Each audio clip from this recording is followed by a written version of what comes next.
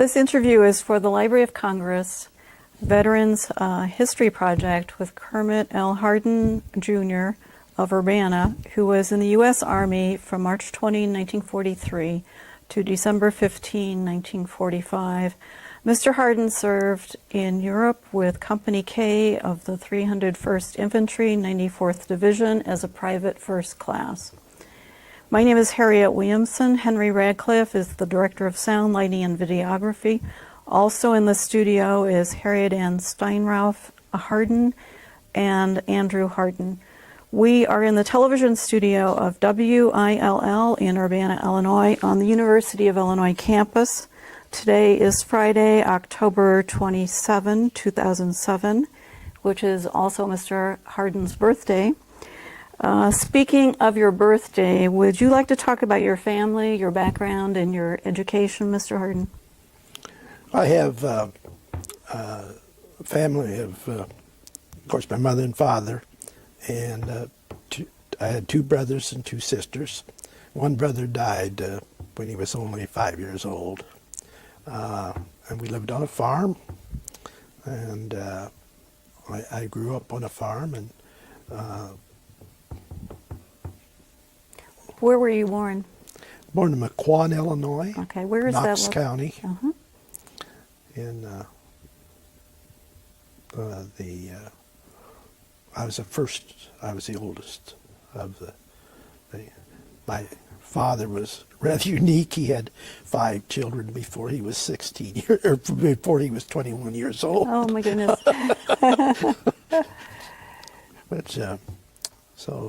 But we were a farm family.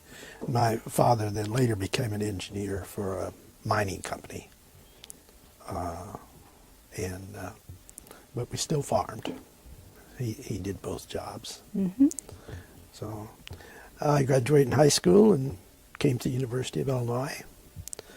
Spent 3 semesters here until I enlisted. I was here during, when Pearl Harbor happened. Mm-hmm. Of course, everyone dashed out and enlisted the next week or so.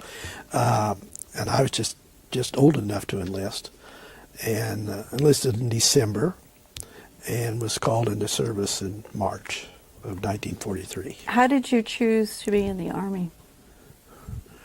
Oh, I guess it just seemed like everybody else was going to the Army. It was. Mm-hmm.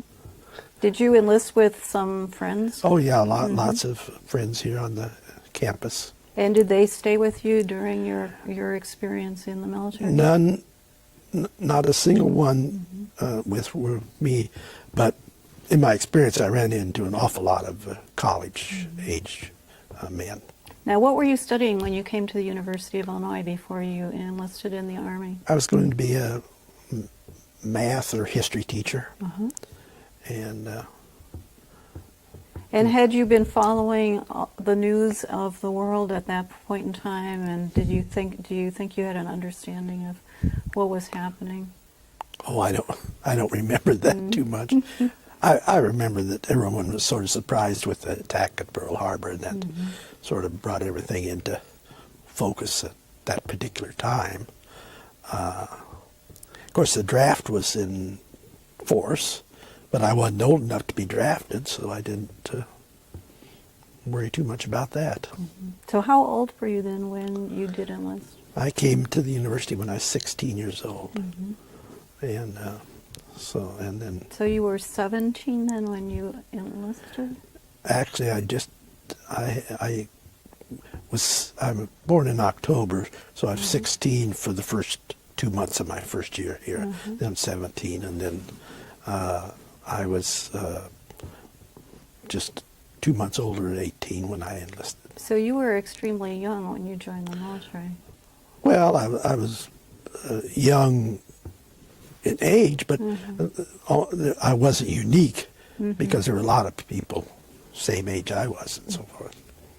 Now, where did you start your boot camp training?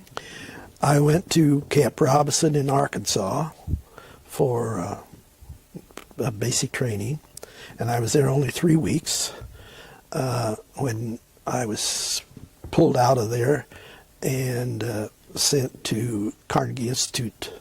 Well, it was Carnegie Technology in Pittsburgh to study to be an engineer. So I attended college, really, there in an engineering curriculum for 3 semesters. Now, how did that come about? How did they take you and say, you know, you should go into engineering training? Well, when you went into the service, you took,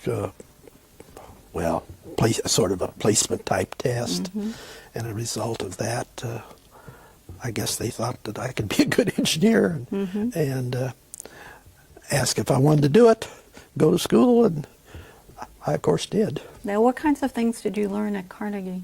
It was a regular college curriculum in engineering, just the regular math, engineering courses, and just like a regular student there. Now, when you were there, did you know that you were going to eventually be taken back and sent back into maybe a theater of war? Well, what the prognosis of this was that we'd become an officer in the Army and go into active duty. But this was to be after you had completed your engineering training.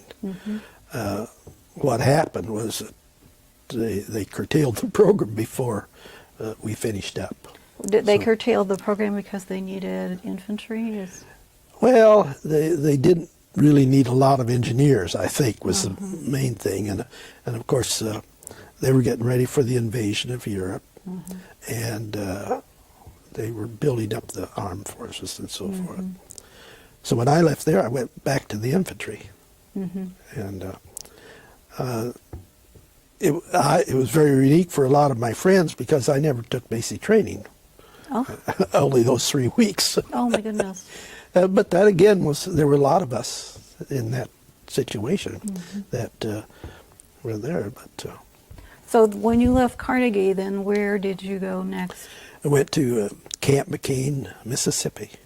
And what happened there? What was Well, the idea of going it was there? it was an advanced infantry training division, and you were getting ready to go to Europe or go to war somewhere. We Now, didn't know. did you know that you were going to Europe? No, Okay. didn't know you were going to Europe until they actually assigned division. Now, what kind of training for advanced infantry? What was involved in that? Oh, you had marksmanship and patrol work, and just mock battles. It was very realistic type of training. Okay, so you are there, and then what is your next? What happened next? Next, How long were you there, by the way? well, I went there in March of '43, and was there till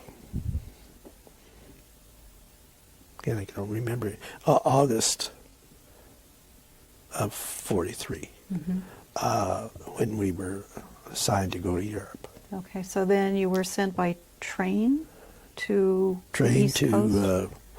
I can't even remember the camp in New York, staging area. We were there 2 days while we'd get ready to get on the boat. And again, I had a rather unique experience, one of the few that got to go across the ocean on the Queen Elizabeth, which was the largest ship afloat at that time. And of course, we went unescorted because we could outrun everything that was in the ocean. But didn't seem to worry any. It was 18,000 I was on the ship. That's remarkable. What was it like being on that ship? What was the daily life like, and how long did the crossing take? It took about 5.5 days, and you ate in shifts. The kitchen operated 24 hours. You slept whenever you could. Half the time you had a bunk in the hold of the ship, and the other half you just had to be out on deck and sleeping because of the space and everything. But it was nice weather, warm. It was no problem. What was the mood on the ship? Oh, I think it was happy. A lot of poker games. So the destination then was England? Yeah, it was Scotland, really. We went to Edinburgh and docked.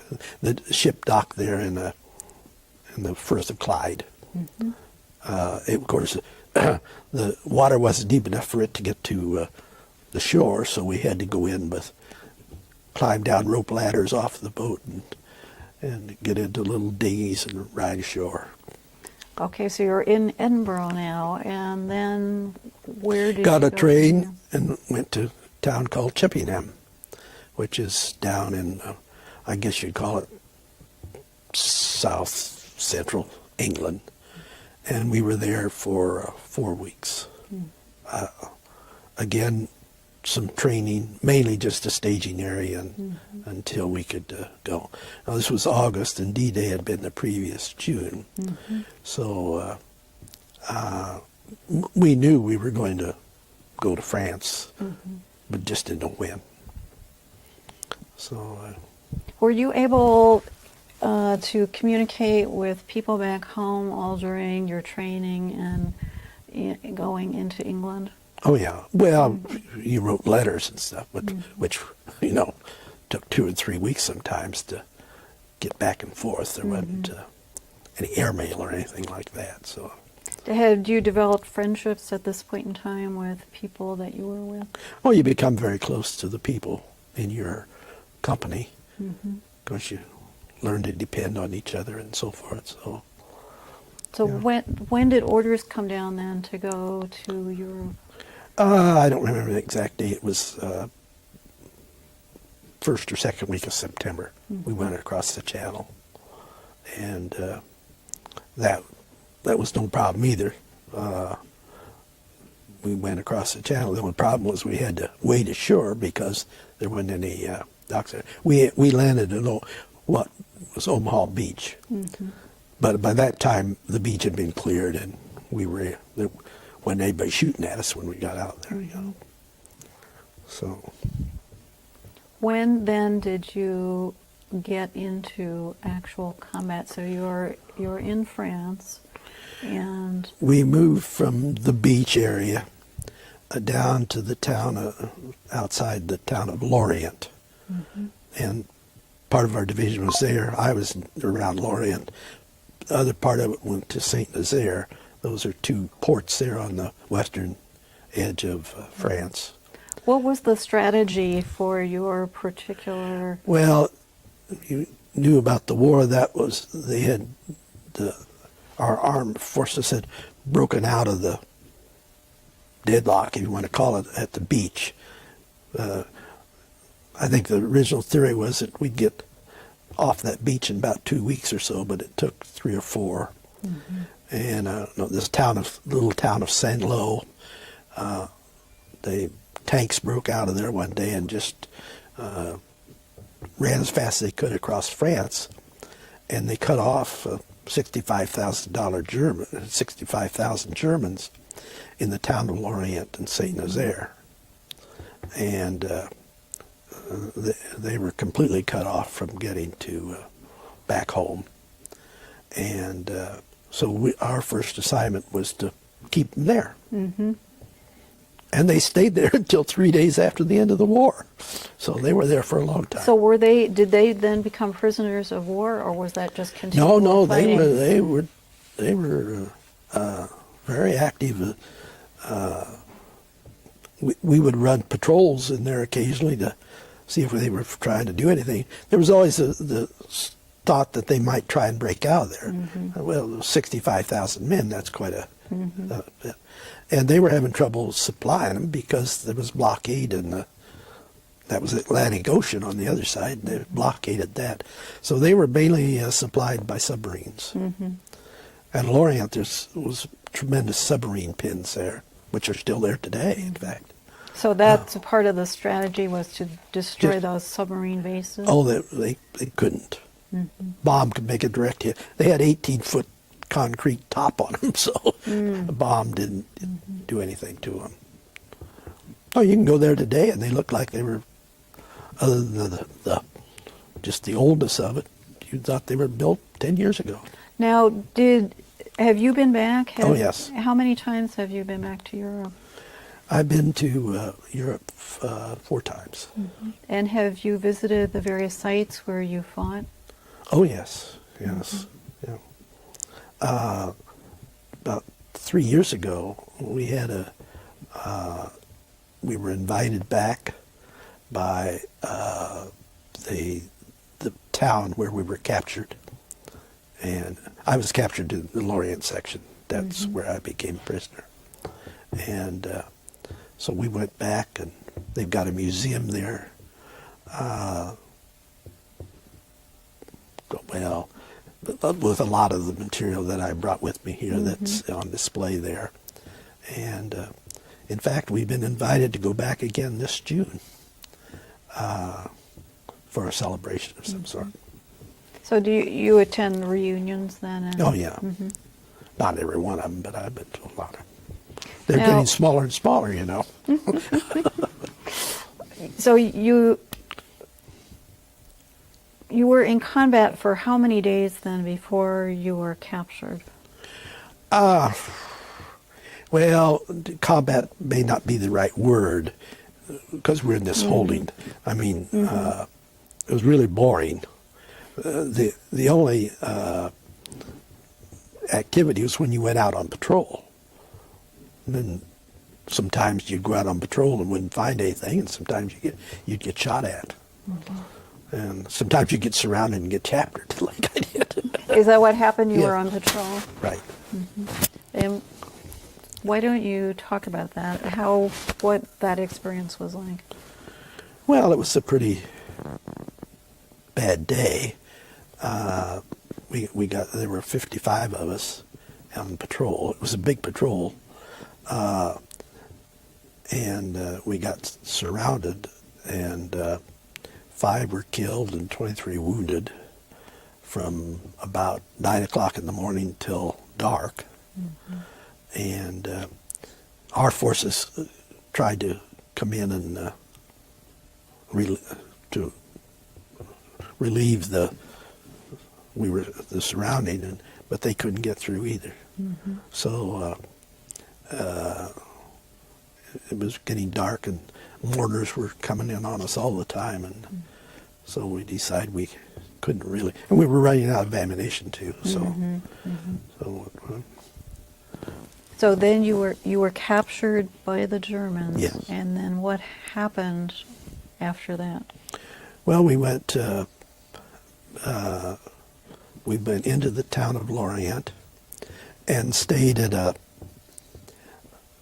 what they called a prison. It was really some sort of manufacturing building. Then they built a fence around it to enclose it. Mm-hmm. And we were there for probably a week, and during that time we were being interrogated by their intelligence people. And then after that was over, they put us on a boat and took us out to the Ile de Groix, which is out in the bay, about 3 miles out in the Atlantic Ocean. A little island, maybe 5 miles long and a couple miles wide. And there was a big fort there, and that was our prison camp. Were there other people who had also been imprisoned there besides the well, people not from your there patrol? had been some. It was relatively new because they'd only been surrounded there for 3 weeks, so they didn't. They had British and and a few. They had some Frenchmen and us. There were 146 or 49 Americans captured. Some of those were severely wounded and were taken to a hospital in Lorient and spent the whole time in the hospital. Mm-hmm. I was not hurt at all, and the big problem was that we didn't get anything to eat. Mm. In that 45 days, I lost 40 pounds. So you had Well, you got some, what they called coffee in the morning, which was barley water heated up, I think, or something, and some black bread. And once in a while, the French, who were still living there, of course, would smuggle in apples or things like that for us. But we didn't have very much. And then, of course, we stole like mad. We were in this fort. It had a moat and everything else, and we were confined, and so we had finally asked if we could go for walks or just get out of there or something, and so they started letting us do that. There'd be a couple of guards at the head of the column and a couple of guards at the back. They weren't too worried about us going anywhere because we'd had to swim 3 miles or so, and so we would walk through this little island and come to some poor farmer's garden. It wouldn't take long to clean out a row of radishes or sugar beets or anything else growing there. Was there a currency in the camp, like cigarettes or? No cigarettes or anything. So there was. So escape was impossible, and. Well, one of the things they tell you, if you're ever captured, you're supposed to always consider how to escape. Well, it didn't take us long to consider that wasn't too good an idea there.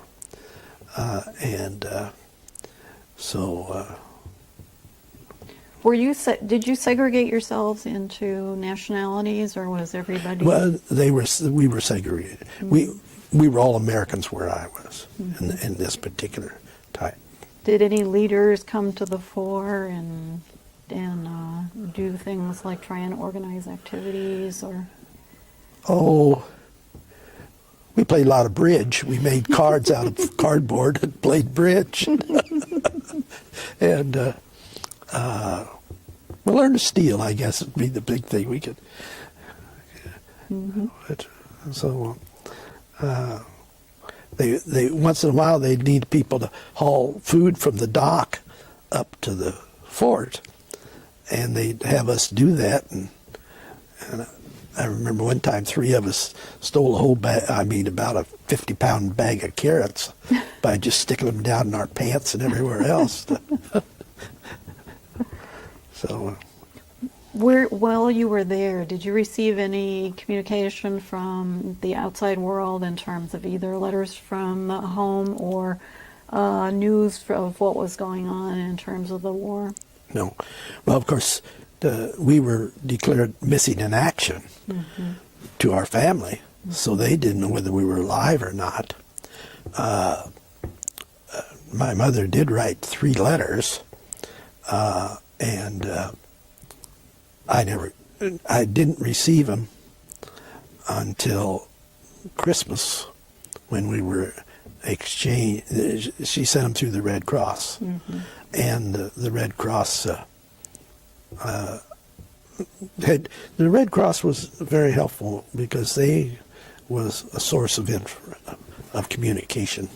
So they would visit the camps of representation? Well, no, they wouldn't visit, but there was the documentary that All for One English Officer that WWII has shown before sort of identifies the English officer he was trying to escape. In fact, he did escape. He was not on the island. He was on the mainland, and he did escape a couple of times and got captured and brought back. And so he swam? No, he didn't have to swim. He was still on the mainland. He wasn't assigned. The British were not out on the island where we were. Okay. So. Now, was there communication with the guards then? Did they talk with you? Yes. And were yeah. So they were humane. It was. Yeah. In fact, I learned to play chess from a German guard.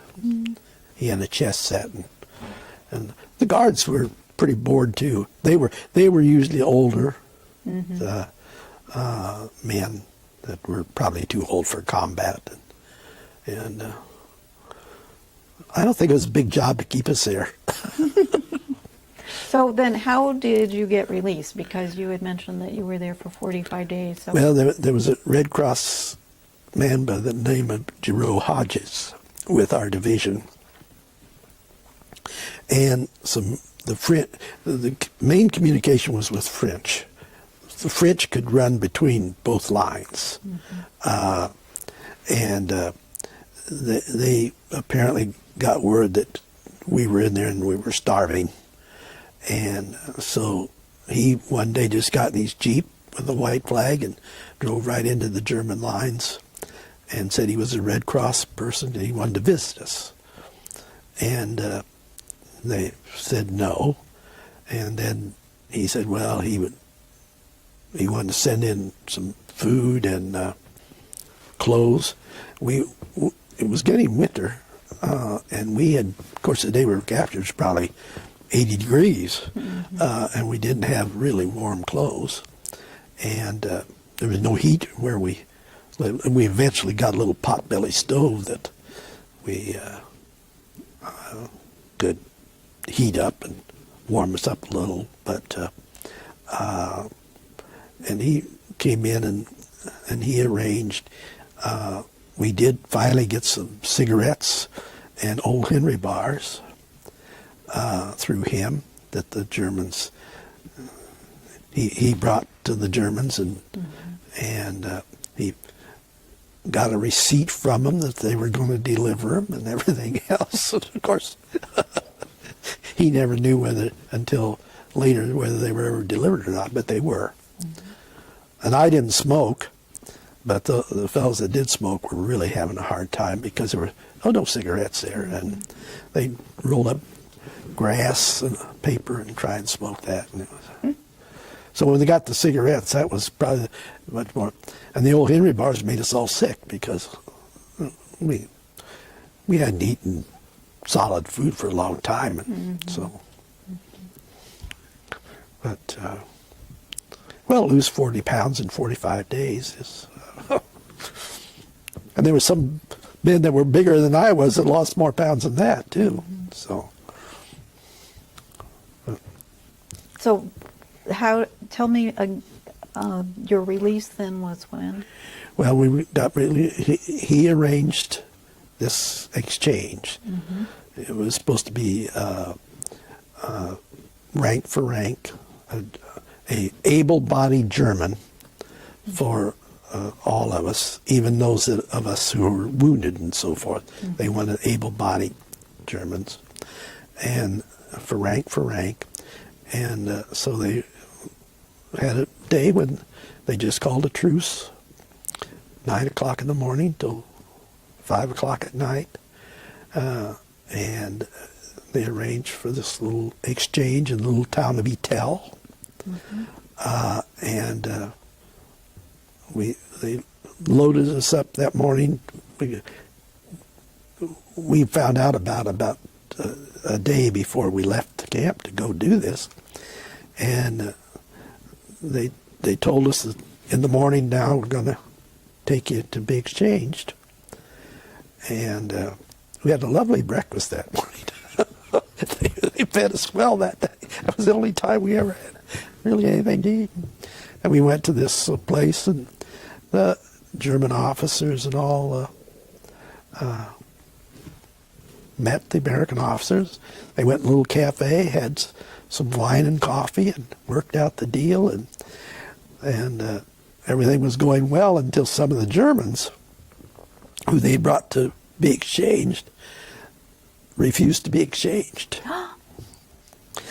Well, when you think about it, they were going into a place where all they were going to do, they were going to have a scarcity of food because the Germans had a lot more food than we did, but it was still pretty scarce. And they probably weren't going to do much fighting other than picking our patrols and so forth.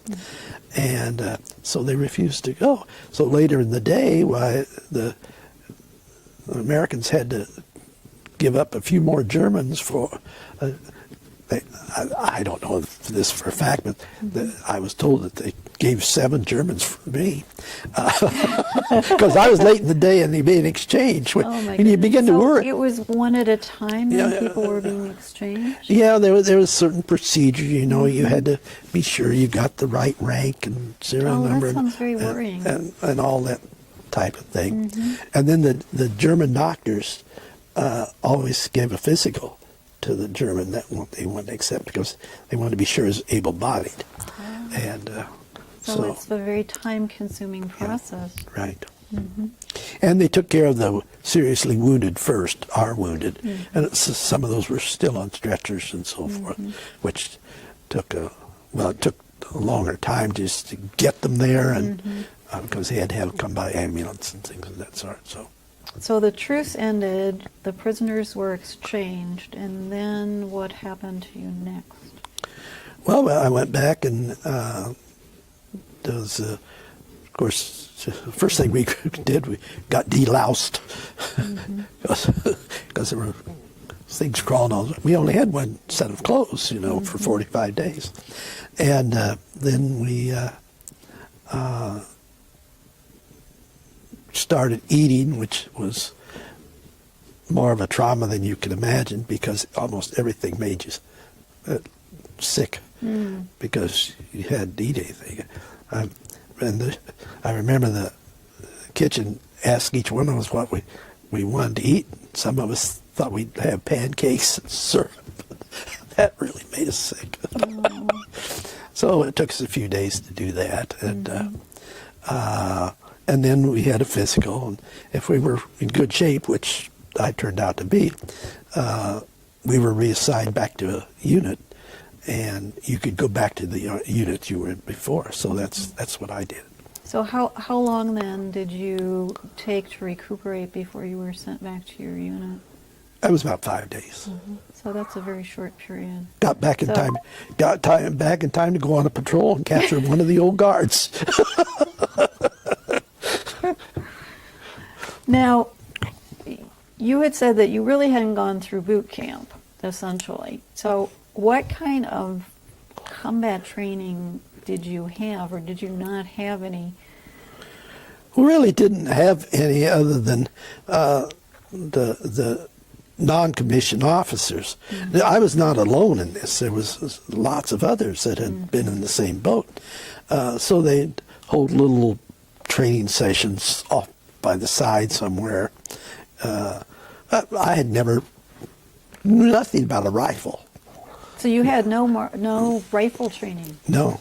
Oh, and my goodness. so you had to learn how to disassemble it and clean it. And What was your rifle? Was it a it was an M1. M1?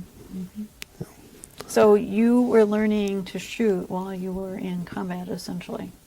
Well, it was see, this happened. My training was still in the United States after okay. after I left APS. No one ever shot at me while we were in training.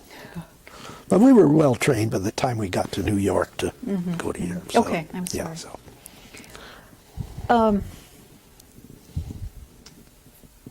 Okay, it's 5 days after you've returned, and where are we located? We're still in France. Still around Lorient. Okay.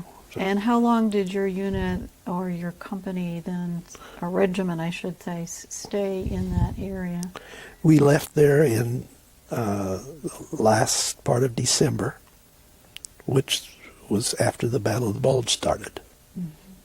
We rode for trucks for about 3 days and went directly into front lines in the Battle of the Bulge.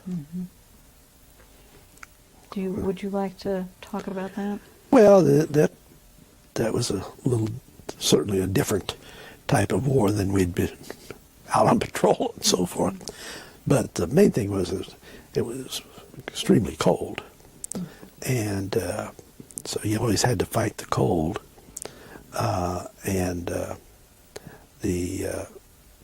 We happened to be on what they call the southern end of the bulge, and we had a lot of hard fighting in small German towns in the Saar, near the Saar River and in there and so forth. And of course, that was a time when it was so cold that sometimes you couldn't get back to get warm because you stick your head out of a foxhole or something, you get shot. And a lot of people froze. That's where they frozen feet and so forth. And at the end of January, the last week in January, I went back to, well, for a little rest in one of the towns and found out that I was frozen from the waist down. Took off my boots and my feet swelled up in a hurry and split open. And so I went to the hospital for 30 days. Mm-hmm. Mm-hmm. What kind of treatment do they give you for that? I laid in the bed, flat on my back, with no covers that covered my legs. They were exposed to the air at all times. And every so often the doctor would come in and look around. They'd stick pins in your feet when they first started and didn't feel anything. Mm. And they had to restore the circulation. Mm-hmm. And if they didn't, they took off your leg. Mm-hmm. So. Have you had any residual health problems as a result of that experience? Well, I'm right now considered 100% disabled. Mm-hmm. But I only got that for, a couple of 3 years ago because of some new legislation and so forth. And they went back and checked on all that stuff and mm-hmm. so forth. I found out some of the fellows that were in prison with me have been declared disabled many, mm-hmm. 10, 15 years ago or so. But now, you were in the hospital for 30 days, and did your, obviously your circulation was restored, but yep. did everything heal and they considered you fit then to return to Oh, yeah. I went back to my unit. Uh-huh. But it was still very cold. Oh, yeah. Uh-huh. And well, when I went back, we did a lot of traveling by truck because by that time the bulge was pretty well taken care of and the Germans were really on the run. Mm-hmm.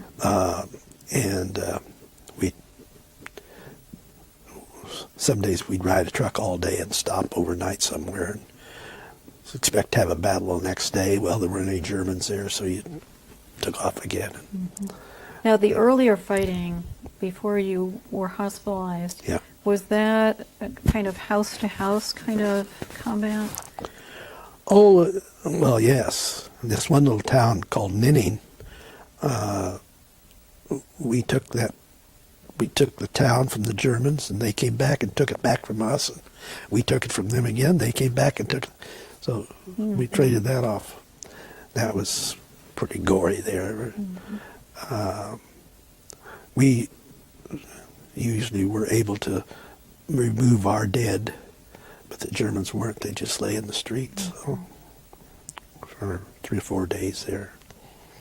Do you feel that the officers who were in charge were fair in terms of the way they handled the soldiers, and things were equal in the way you went out? Oh, yeah, yeah. Well, they were very equal because you were getting replacements daily. Mm-hmm. Either from wounds or from frostbite, mm-hmm. and well, we left Ninning. When Ninning, we finally held on to it. The day that we took off from Ninning, our company, which would have been 50 or 60 men, to go across a little valley up and try and take a hill on the other side, which we did, but there was only 13 of us that made it to the hill. Mm. And then the next day, of course, they were all replaced with people, some never even been in combat before. Mm-hmm. And I remember you mentioned an officer. There was a second lieutenant that was assigned to us who was scared to death because he just got out of officer training school, and we had these dugouts in the hillsides that we could jump in if we heard a shell coming or something. And he jumped into one of those, and it warmed up a little that day, and it fell in on him. None of the rest of us even jumped because, well, you become accustomed. When you hear the whine of the shell, you know where it's going to go, and you sort of disregard it. It's the ones that you don't hear are the dangerous ones. But Well, what was it like for you all then to be losing people and then having replacements coming in, and some of these people this was their first combat? Would you kind of take them under your wing, or what? How did all of that work? well, you had to. I don't recall whether you say you took them under your wing or not, but you certainly warned them about things that you do. They were very disbelieving of the fact that when you'd hear a shell that you shouldn't jump somewhere to get out of the way, but we wouldn't pay attention to that.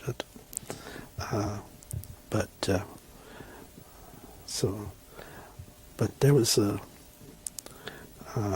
lots of replacements. How would you evaluate the Germans that you were fighting against? What do you think? How do you think they stacked up in terms of their equipment or their strategy or their? Well, the Germans in the Battle of the Bulge were crack troops. I mean, they were really the panzers, the tank men, and everything else were usually pretty extreme. But a lot of after you get by that level, a lot of the replacements were either very young or very old, and they had a pretty hard life. Now, besides the contact you had when you were in the prisoner of war camp for 45 days, did you continue to have contact with German soldiers as you proceeded through your combat? You'd capture, but you had very small contact with them. Mainly, you wanted to be sure they didn't have any guns or anything on them, and then you sent them back to the back of the line somewhere, and someone else took care of them. So you didn't do that. But so after the Battle of the Bulge and your where are you heading when you're on these trucks and following the movement of the Germans who were retreating? we went to our company went to Ludwigshafen, which is on the Rhine River, and we thought we was going to have to fight to get across that river. The time we got there, the Germans were pretty well running, and then we had troops in the Saar Valley, which were where the industrial part of Germany was at that time, that were fighting. We were south of that, sort of just bottling up the Germans. That I didn't have any serious battles until after we'd crossed the Rhine River in the Saar Valley there, which would have been middle of March or late March or something. And Germans weren't too avid fighters at that time. The Russians were coming to getting close to Berlin, and so. Were you aware of that the Germans were also coming? You know, as a soldier, did you have news of that?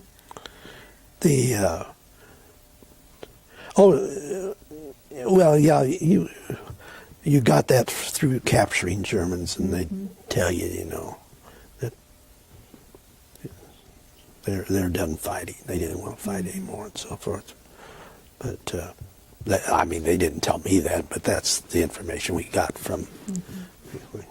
Is there anything you would like to say about that particular battle that you had just mentioned in the Saar Valley? What was that battle called? It was just the Rhineland was The Rhineland. Okay. one of the. Well, it was. A lot of it was fighting in woods, and as long as you had a tank around, it helped. But That sounds very tricky, fighting in the woods. yeah, well, first of all, they can be hiding in there, and the other is, of course, the trees are cut down line of sight and everything like that. But How do the tanks proceed through the woods? Do you have to have people like engineers chopping down trees? no, they just run. If they couldn't run over them, they wouldn't do that. I mean, but then of course you had the Air Force that was bombing too. Sometimes they got a little close to you, but that never happened very often. So. Now, after the Rhineland expedition, what happened to you in terms of your next experience? Well, let's see, the war ended in May, so it was that was near the end of the war, and I was in.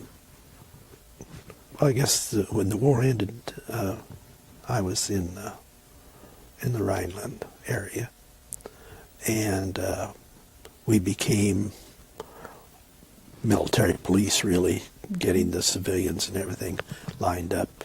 But eventually I ended up in Czechoslovakia meeting the Russians as they were coming from the east. And what was your job in Czechoslovakia with the Russians?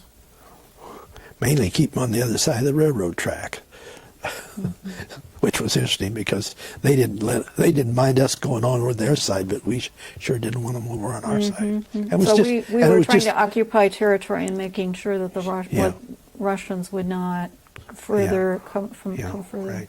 Okay. So, but I was in Czechoslovakia when I got enough points to be discharged. While you were in Czechoslovakia, did you have any contact with the civilian population? Oh, yeah. Yeah. What were some of the stories that those people related to you about their war experiences? Well, the part that we were in, they were very bitter against the Germans because they had come in and stolen their cattle, and or not necessarily stolen it, but at least maybe butchered it and ate it or something. But they were pretty bitter about it, and but we really didn't have a lot of. We ended up being stationed in just a small village. Our company was sort of in charge of that village, and they started. It was spring, and they were starting the planning, and they were trying to get their lives back to normal again. So you were the government for the village? No, not really. They had their own government. One of the things, this was always happening after the end of the war. There were people that cooperated with the Germans, which now then the rest of the population didn't appreciate. And that got rather nasty at times with some of the civilians fighting other civilians and so on. Are there any things that you would like to talk about in terms of people that are very memorable to you during this experience?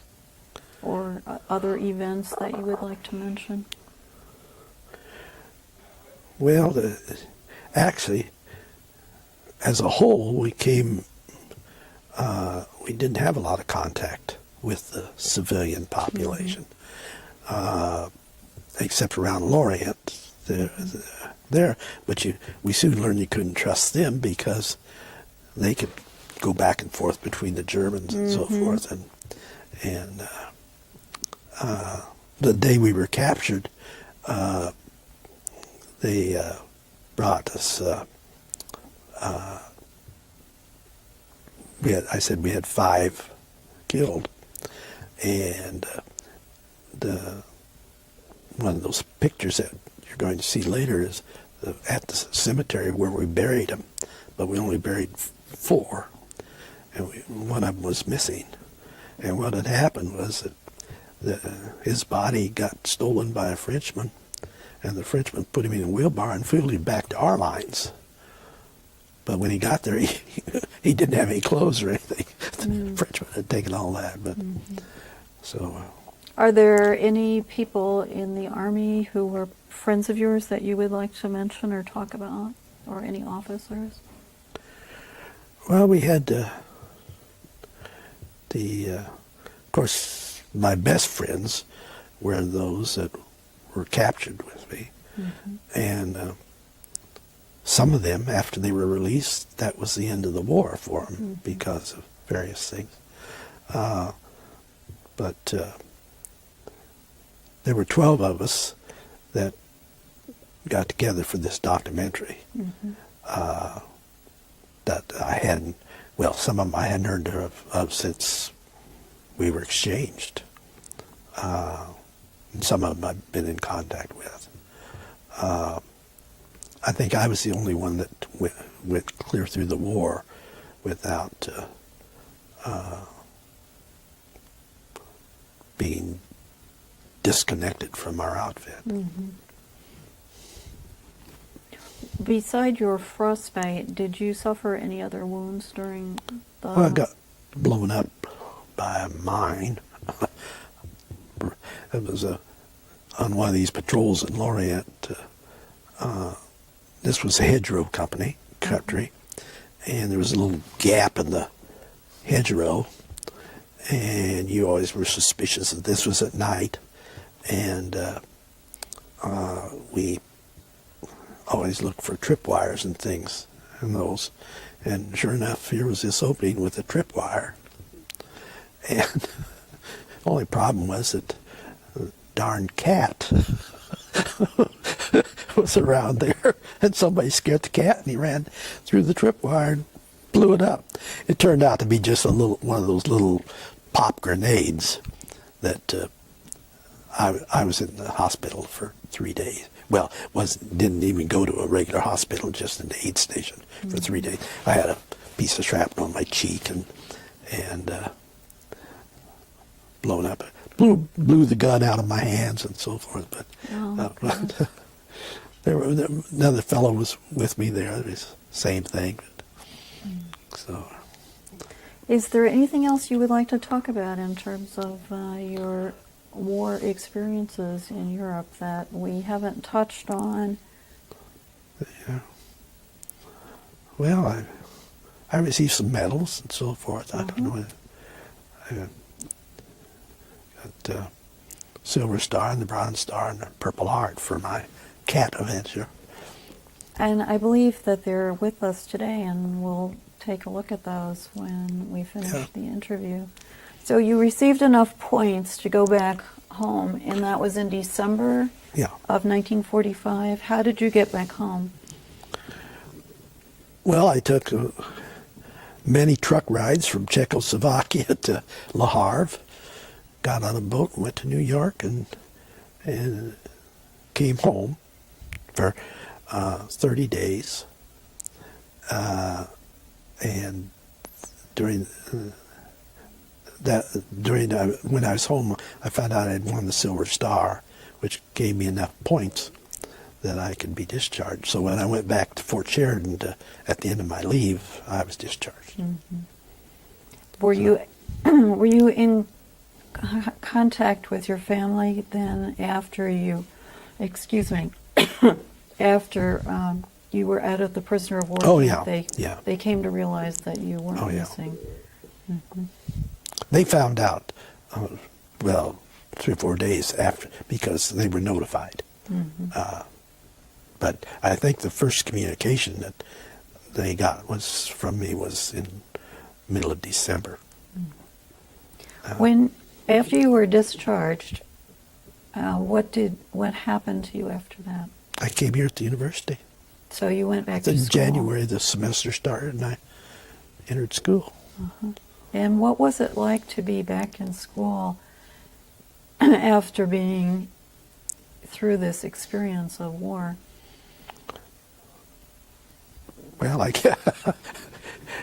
first of all, very unique because I was one of the first veterans to come back.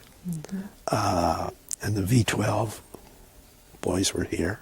In fact, I had one for a roommate. Could you tell me what the V-12 V-12 was a Navy officer training thing, which the university had at that time. And I roomed with him for a while. Then they set up some sort of a preference for housing to live in the dorms.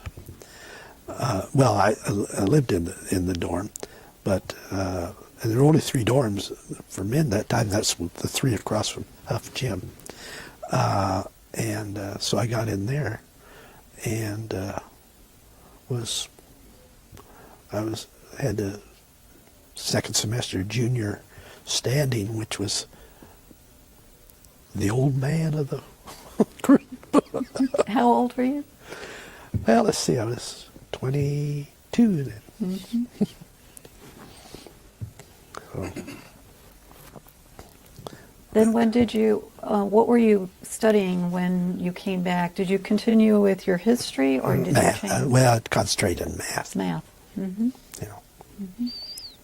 So, And what year did you graduate from the University of Illinois? in 1946. And did you continue your education? Well, I didn't. I eventually got a master's degree from Bradley, and then I got a doctorate from the Illinois in 72, I guess. And when did you get married? Got married in 1959. I have 2 children. Did this experience of being in World War II, did that affect your life? And if so, how, in what way? Oh, I suppose it did. I never even thought about it. The only thing I used to tell people was when they'd get all excited about things that weren't going too right, I'd say, well, forget it. It'll get better. So, but I don't know that. I don't know what my life was going to be before. I didn't have enough of it to know before I went in.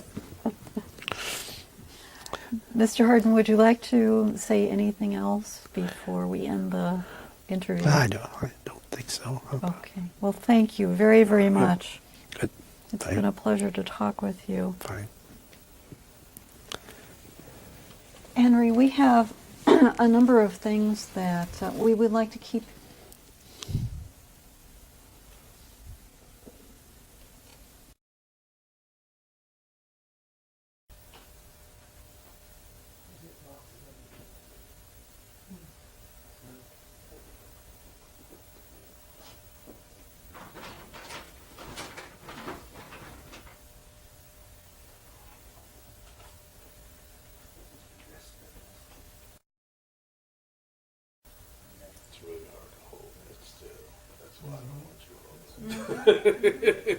Yeah, we just need it We'd for have a been few here all seconds. night trying Right. to get you to be still and the camera to be Okay. still.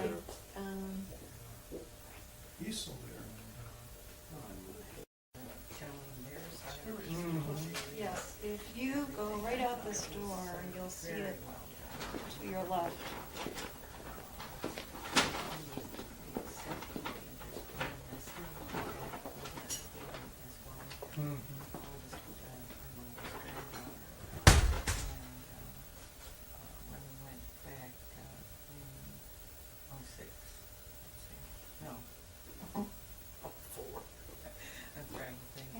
the only thing I have to get on on the there. 60th anniversary. Did you want to use a flag or is that not I going to think work? we're gonna press on All right. the flag. Because there's some other men who couldn't go to that time. Mhm. One man had back surgery. 5 veterans that had interesting stories that I heard about, from them and that have died in the last probably 6 years or so. And Ken Bernstein, he said one of the things that got him going was the fact that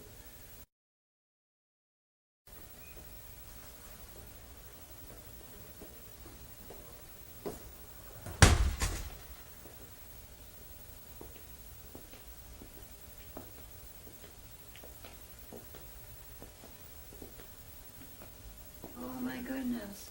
That is remarkable. And I did. pillboxes are still there. I put them together and wrapped them. Oh my goodness. Put them together. That's one of the places we visited.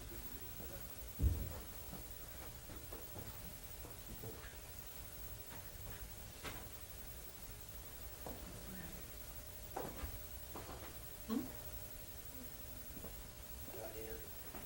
Andy said they even brought all the chairs today. Oh, yeah. All those lights. And they're not even all on. I was gonna say, is there a time when they're all on? Sometimes during fund drives, they're often on.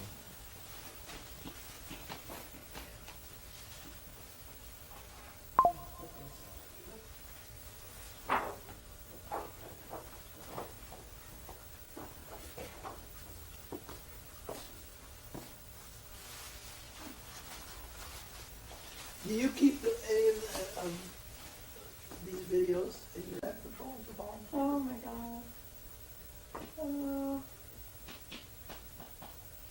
Little did they know what they were getting into. No, that was a trap.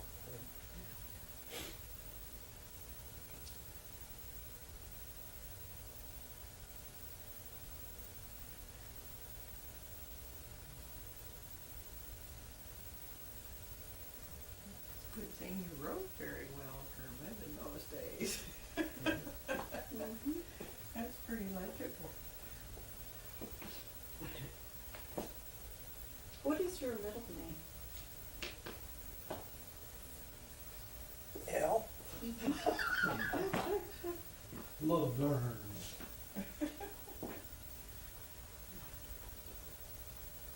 It's just, sometimes it's helpful for genealogical purposes, Oh, so I usually try and I have forgotten to ask you.